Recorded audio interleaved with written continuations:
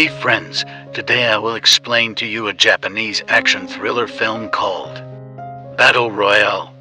The movie starts with a description of collapsing the Japanese employment system alongside its government. Learners see no benefit in going to college and getting a degree, which causes the quantity of high school dropouts to skyrocket. Most dropouts indulge in one or the other criminal actions. Adults lose faith in youngsters since most of them have turned into criminals. In times of emergency, the only way to save society is by eradicating the high schoolers before they get a chance to ruin the country totally. In a desperate attempt, the government passes a reform act named the Battle Royale. According to the act, every year, a class of high school students are put against each additional in a fight to the death. This way, only one out of hundreds of students survives, which further benefits society. The film starts as a reporter frantically announces the return of a schoolgirl to landmass Japan. She has returned after winning a lethal game of Battle Royale.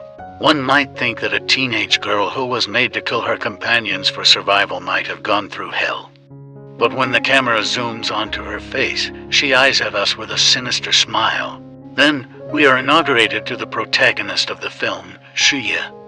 He is a kid in middle school traumatized by his mother's abandonment and his dad's death. Because of personal problems, he hardly ever attends school. His friend Noriko, however, is a kind and polite girl. She goes to the class and is the only one present. Because of the students' bad behavior, their teacher Kitano has been despicable lately. As he is leaving the class, a student stabs him in the leg just for the fun of it. After recovering from the injury, Kitano resigns from his post and never looks back at the learners again. 1 year after the incident, Shuya and Noriko are in high school. Their class is going on an educational trip. Everything goes well for the first half of the ride. A few hours later, Shuya wakes up to see all of his friends are unconscious. The bus driver and conductor are wearing gas masks. When they notice he is awake, the conductor knocks him out. In the attending scene, he wakes up again and finds himself in a classroom with all his classmates. They gain consciousness and look around, trying to figure out what is going on. They also have a weird device attached to their necks that doesn't come off. Suddenly, several helicopters land outside and an army of soldiers comes out. Alongside them is Kitano, the teacher who the children used to insult until he resigned. He tells a confused class that they have been recruited to take part in Battle Royale. Two outsider students named Shogo and Kazuo are also in the room, who are presumed to take part with them. The two have already played with their classmates and are more experienced than the others. Kitano plays a video to explain how the game works, but a girl whispers to her friends in the middle of it. The lecturer throws a knife at her that hits her on the forehead and kills her. The students panic and eventually realize the severity of the situation. They watch the video attentively after that. It turns out that they are on a remote island with no way to escape. The learners will be given a bag full of supplies that they will have to use for their protection or to attack the others. The collars on their neck are a tracking device and a microphone. If they try to escape or do anything against the rules, it will explode. A guy fears and refuses to listen to the presentation. Because of the disruption, Kitano presses a button that causes an explosion, resulting in the student's death. If more than one student is left by the end of 3 days, all their collars will explode, evacuating no winner. The thought of dying brutally like their friends scares everyone and motivates them to play the game. Following that, the soldiers bring them a supply bag that contains the same for survival products but the weapons on. All of them are different. They hand them the bags one after another before sending them outside. The newcomers Shogo and Kazuo are also given a random bag, but Shogo insists he gets a new one because it is too light. The two are ready to kill anyone to be the winners, having already killed the people they were close to. Shuya eventually gets his head in the game and rushes outside with his bag. Unexpectedly, one of his classmates who had run out earlier emerges from the forest. When she gets closer, Shuya notices the arrow sticking out of her throat. It is clear that people have already started killing each other. Noriko also comes outside, but before the two can decide their following move, a guy with a crossbow attacks them. They run away, leaving the guy to fight another one of their classmates. The couple then ends up in a cave where Shuya checks Noriko's arm that was injured earlier. Unfortunately for them, their bag contains a pot cover and binoculars as weapons. Somewhere else, a group of students surrounds Kazuo, trying to intimidate him.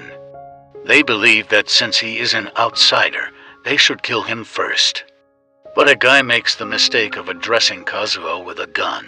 In an instant, he gets hold of the gun and manages to defeat the entire group without breaking a sweat. Then, he takes their weapons and makes his way to beat the others. The tension of fighting for survival is too much for some students to take. Many of them commit the unthinkable to end their sufferings once and for all. After that, we are introduced to a girl called Mitsuko. Unlike the others, the situation has turned her into a cold-blooded murderer. She kills a friend and doesn't feel even a hint of compassion for her. The following morning, Shuya and Noriko bump into a friend with an axe who launches at them. Shuya makes Noriko run away before fighting the guy himself. The pot cover comes in handy to dodge the attacks, but they soon fall down the hill. In the process, the guy hits himself on the head with the axe. Shuya glances at him in regret, even though all he did was defend himself. Additional that, he and Noriko run away again. This time, they are stopped by a scared guy with a gun. He nervously asks them to stay where they are, too afraid to certainly shoot them. Taking the opportunity, Shogo shoots the guy dead and takes his gun. He notices that Shuya and Noriko are not striving to harm anyone and agrees to take them in for more protection. Then, they see the girls calling people for help. They want everyone to join them and figure the situation out together. Shuya tries to go and help, but Shogo stops him, knowing that someone else might have heard them. Hence, the zone is not safe. He is proven right when Kazuo seems and kills the girls by showering them with bullets. He makes sure to put the horn in their mouths for the last shot so everyone would hear the scream and know who to stay away from. In the attending scene, Mitsuko enters a small warehouse to rest but sees a girl inside. She points her gun at Mitsuko, knowing that she is not one of the good ones. Mitsuko gets on her knees, begging for her life, but she slyly tases her before shooting her dead. In the meantime, a group of guys is fixing a laptop. They plan to hack the collars and escape the island jointly. At darkness, Shogo, Shuya, and Noriko stay at a tiny warehouse. Shogo reveals that when he played the game before, he was with his friend. The two were the only survivors, but one of them had to die for the other to survive. His friend pretended to betray him and shot his leg so Shogo would kill her. Her plan worked, but Shogo has never regretted something more in his life. Since she died for him, he vowed to play again and discover a way to escape. Unexpectedly, gunshots are heard from outside. Outside, Kazuo is after a guy who is wearing a bulletproof vest. Since he cannot take the guy down with bullets, he resorts to a sword. After decapitating the poor man, he hears a noise from inside the home that the trio is in. He puts a grenade into the mouth of the head and throws it inside the house. Fortunately, the group escapes just seconds before the explosion. Shuya runs outside to distract him but is cornered in the process. Kazuo runs out of bullets, which gives him the opportunity to escape. He jumps into the water just in time to dodge the attacks. The following morning, Shuya wakes up in a lighthouse while being taken care of by a girl named Utsumi. She and her group of friends ask him to stay with them until they reunite with the rest of the group. If they stay jointly, they may have a higher chance of escaping. One girl from the group was the friend of the guy who died with an axe on his head while fighting Shuya yesterday. To take revenge, she mixes poison with the food they are about to give to Shuya. Nonetheless, her plan fails when a girl eats the food before she can be stopped. The effect of the poison soon starts to show, and she dies after vomiting blood. The girls panic and start blaming each other for poisoning the food. A girl gets her hands on the gun and fires at all of them. The chaos stops in the death of everyone, except for the girl who poisoned the food. Shuya knocks on the door, having heard gunshots. He is received by the girl who apologizes to him and runs to the top of the tower. Shuya goes inside and is distraught to see all his friends dead. He runs after the withstanding girl, only to see that she has also committed the unthinkable.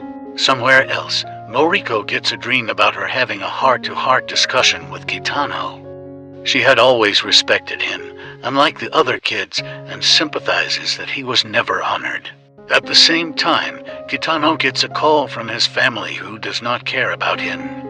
His own daughter calls him insulting names before hanging up the phone. He has always been treated like shit in his life, which is one of the reasons why he volunteered to be a part of the Battle Royale program. Later that day, Shuya comes peeking for Noriko and Shogo even though he is severely injured. Noriko also wanders around the forest and bumps into Mitsuko, who makes fun of her for hiding behind men. She is about to attack her but runs away after watching Kitano approach. At the same time, Shuya meets them but falls unconscious. Kitano gives Noriko his umbrella and leaves without saying anything. He is kind to her because she was the only person who was nice to him during the lowest time of his life. At the same moment, Mitsuko meets a girl at a warehouse crying over her friend's death. She kills the girl but is attacked by Kazuo seconds later. Just when he thinks she is dead, she tases him and counterstrike with a sickle. Kazuo, who was already prepared with a bulletproof vest, doesn't die from the attacks.